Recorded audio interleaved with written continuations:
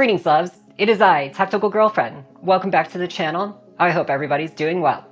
Today for you, I have an interesting piece from deep within the TGF vault, and that is the Tokarev TT-33 that I want to show off to you. This is actually the oldest handgun in my collection, literally and figuratively. I've had it longer than any other gun, and I figured I might as well just talk about it since I've got it lying around. And, you know, this isn't going to be like practical or anything, but it is interesting, and it is also the first handgun I've ever shot in a competition. It does have a pretty interesting history with me, myself personally, and it does have a place near and dear to my heart. So I figured I just might as well talk a little bit about it, give you some background on the history, the function of it, and how it shoots. So without further ado, let's get into it. Now, in order to actually talk about a historical firearm like this, it's probably important that we appreciate the history behind it. So let's first talk about the development and its service life and what makes it what it is. The TT-33 was developed initially as a TT-30 in 1930 by Fyodor Tokarev for the Soviet military to replace the Nagant M1895 revolver. It started to be widely issued in late 1935. In its service in the 30s, the Tokarev was marked by a number of complaints by its users around its design, service life, safety or lack thereof, and reliability. A replacement program was put in place for another replacement pistol to be adopted in the late 1930s, but it was interrupted by the onset of World War II. The Nagant revolver was pressed back into service in parallel with Tokarev production to fill wartime demands. It would go on to serve the Soviet Armed Forces until 1952, when it was replaced by the Makarov, which had better safety features, was more compact, was even simpler, and thus easier to mass produce. Now, as with many Soviet designs, the Tokarev was licensed for various countries within the Warsaw Pact to produce. There are tons of different variants, and namely you'll find them in Russian, Polish, Chinese, Romanian, Hungarian, North Korean, Vietnamese, and Yugoslavian variants. It's important to note that this particular Tokarev is a Polish Radom variant. This one was made in 1952. I have a bunch of different things that I've also changed on it to make it look a little bit different. You'll probably be wondering why this doesn't look like a normal Radom Tokarev TT-33. I'll go into that later, but regardless, that is the actual pistol. You'll probably also notice that the TT-33 specifically borrows its design frame from the Browning 1903, as well as the 1911's short recoil tilting barrel action. And the internal parts were actually even further simplified by Soviet engineers in order to make this much easier to mass produce. Now, as far as ammunition, the Tokarev specifically was designed around a new round specifically made for it. That was the 7.62 by 25 Tokarev round. This is basically your grandpa's 5.7. It's modeled after the Mauser 7.63 by 25 cartridge, but it's redesigned to a higher pressure, which translates into a hot piston round. It's very powerful. It's very fast, it's very flat shooting, and still very soft shooting. It's really hard to describe the recoil impulse of this, you just kind of have to shoot it, but it's an absolute pleasure. It's a tack driver for sure if you got a good barrel, and it shoots at a very high velocity, so there's not very much drop as much as you'd see in something like 9mm. You'll also see the Tokarev 7.62 by 25 in World War II used by basically all the Soviet submachine guns, the PPSH and PPC. These two submachine guns used this round with pretty good effectiveness. It was a very fast round because it was bottlenecked, it would travel quickly, and it was easy to aim with, and it was more importantly light. So you could carry a lot of this ammo, you could fill a drum mag, no problem. It was a very practical round to be using for submachine guns specifically, so that was an added benefit of this cartridge. Furthermore, due to the high velocities, this being a bottleneck cartridge made to operate at higher pressures and therefore speeds, it actually has the ability to reportedly penetrate 3A armor. That's pretty crazy for a handgun caliber. Again, kind of like 5.7, it's definitely more prone to pierce armor depending on how it's made and what it's made for, but apparently it is actually able to penetrate 3A armor. I have not personally tested this, but this is generally an accepted fact. It just depends on the kind of loading that you have and the bullet in that specific cartridge, but that is pretty impressive nonetheless. Now, talking specifically more about the design, let's just first look at the frame, because I think on an old handgun like this, that's really interesting. It uses a single stack 8-round magazine, and because it's a single stack magazine and it was made way back in the day when everyone was just trying to shoot handguns one-handed and two-handed shooting was just not really a thing, you'll notice that the grip is very small, and that's perfectly normal. It's like a very classic old 1911, or again, a Browning 1903 more accurately for the frame. Can you use two hands to shoot it? Yeah, absolutely, but you'll definitely notice a marked difference when you pick one of these up. It just kind of fills up one hand pretty well. Now, the action itself is single action only. There is no double action on this thing. If you pull on a hammer that is not back, it's not going to do anything. So you got to cock it when you load it, and then you pull the trigger, and then the recoil resets the hammer until you're out of ammo, and then it goes click. Now, one thing to note on this pistol, as mentioned before, one of the complaints was that there was no safety on this thing. These come imported with safeties. I actually deleted my safety on this, but as far as manual of arms go, you probably didn't necessarily want to have your hammer back on this thing. Trigger discipline was not like a thing in the 40s and 30s, so people would just walk around with their handgun like this, and as you could guess, there was probably a lot of negligent discharges. So what you probably would want to do instead of having that hammer back all the way while this was holstered, so you prevent a negligent discharge, is to simply have it at half cock. That disables the trigger. That is the only safety that actually was intended to be used on this gun, is just a half cock hammer.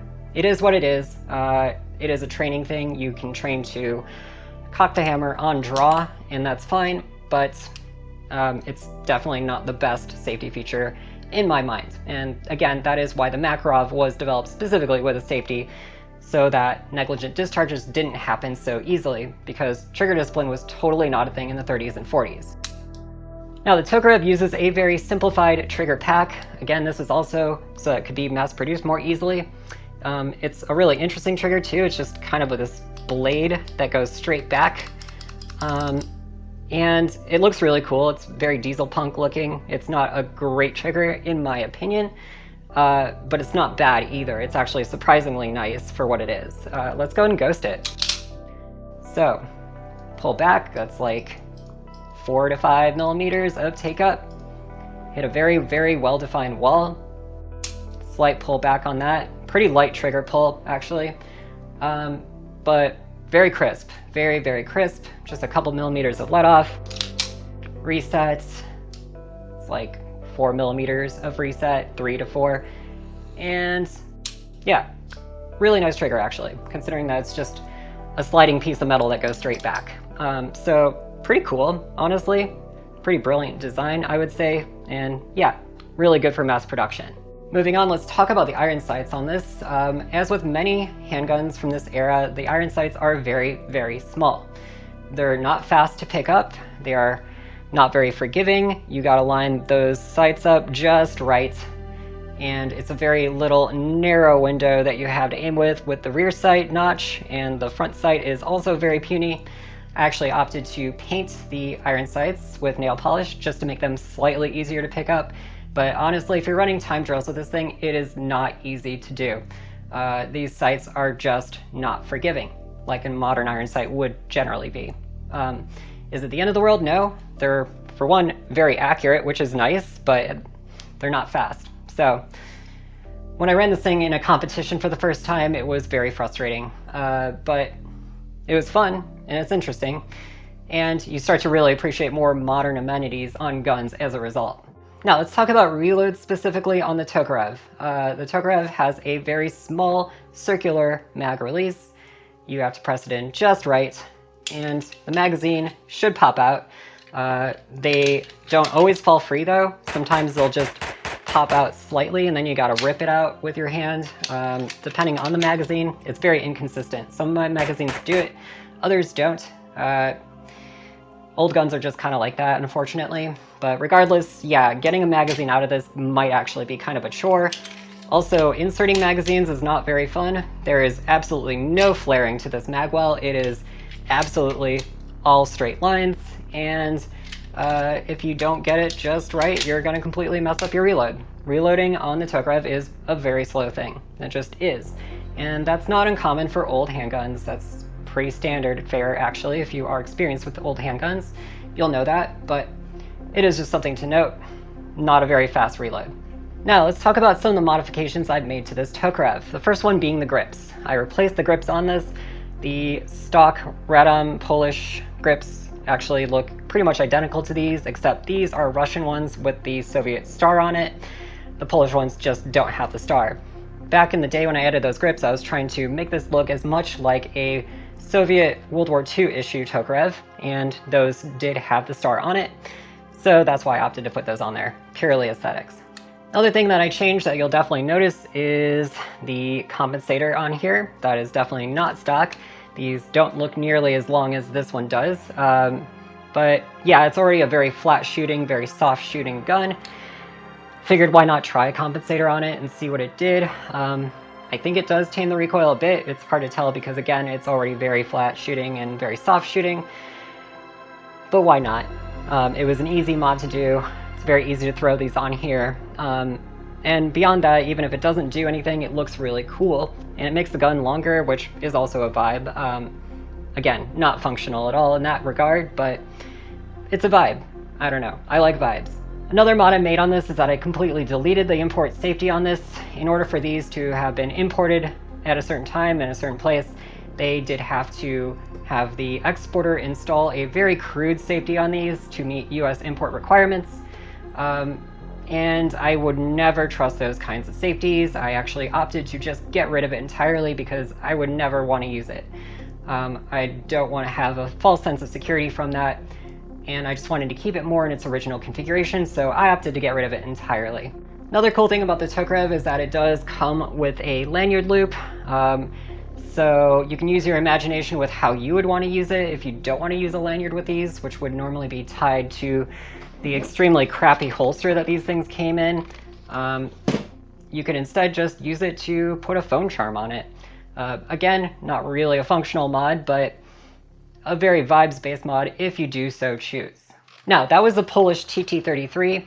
Let's talk about another variant that I have here. This is the Zastava M57 in this extremely terrible holster that it came with a cleaning rod, spare magazine, and the pistol itself.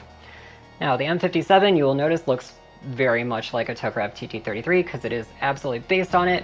This one actually has a trigger blade safety that was also added for import. It is also very terrible and I don't like it. And the trigger overall on this thing feels terrible. I don't know if that's a result of the safety that's added or the gun itself. The Zastava Yugoslavian variants do seem to have much worse fit and finish than the Polish ones. The M57 is distinct though, and it is interesting and worth talking about. Specifically, you'll notice that the grip is longer on these. That is to house an additional round. These were 9-rounders, which is cool. And they also came in 9mm variants. This one is a Tokarev 7.62x25 variant. You'll notice the slide serrations are plainer and more simple on here. It also has a little bit of knurling up here to help reduce glare on the slide in front of the front sight post. But otherwise, I mean, functionally, it's pretty much exactly the same handgun, with the added benefit that the trigger cannot be pulled unless you have a magazine in. Not really that much of a safety feature, but it is what it is. But anyway, also very interesting example of another variant of the Tokarev. Now, when we're talking about handguns, I do want to highlight why it's important to have a more up-to-date, modern design handgun if you are using these for defensive purposes. I would never be caught dead using a Tokarev for self-defense. It is just an interesting gun in my collection. And to illustrate this point, I ran a bill drill using this versus my Glock 19. Now, in this bill drill, the Tokarev got 3.31 seconds. The first shot was at 155. That took a very long time to acquire those sights, so that is why that first shot was so far off the mark. That's generally not very usual for me. I usually do first shot at about 1 second at the longest, and this just, you know, took a long time to get those sights on target at first from draw. And that just is what it is. I don't have a red dot sight on this thing. The iron sights are not forgiving. It is an old handgun, and it shoots like one, and those are the results that you can probably expect from something like this. Now, as for the Glock on the bill drill, I got 245, which was not my best, but we're going to go with it for comparative purposes here. Also, ignore that additional shot recorded by the shot timer. That appears to have been picked up in the middle of the string of fire, and video review does show the overall time to still be precise. You'll also note that the first shot was at 0.69 seconds. Red dots blow irons out of the water every single time, especially when it comes to fast sight acquisition. That made a huge difference, almost a whole second of difference that was involved in just me drawing the gun and aiming it. Furthermore, split times were significantly different. Even if the draw to first shot is negated, 6 shots would have been fired by the Glock before 4 were even shot by the Tokarev. Better ergonomics likely played a key role for recoil control, along with easier sight tracking with the red dot, despite the fact that the Tokarev was compensated and shooting very soft and flat comparatively. The moral of the story is that old guns are cool, they're interesting, they are antiques, they are collectibles, they're fascinating for a lot of us, and that's totally fine, myself included. But these are by no means suitable for any measure of defensive use for contemporary purposes. If you can afford a contemporary handgun, which if you can afford one of these, you definitely can, and you are worried about self-defense, you should definitely work on getting a reasonable handgun to purchase for self-defense, as well as get accessories like red dots and lights that will greatly enhance the capabilities of said handgun. There is no substitute for that. If you do want to just be a collector, you do you, chase your bliss, but if you are a defensive-minded shooter like me also, make sure your priorities are straight and that you're actually getting good hardware for the task at hand. And so that's the Tokarev TT-33. This is an interesting handgun. It's got a lot of history behind it. I really like shooting it.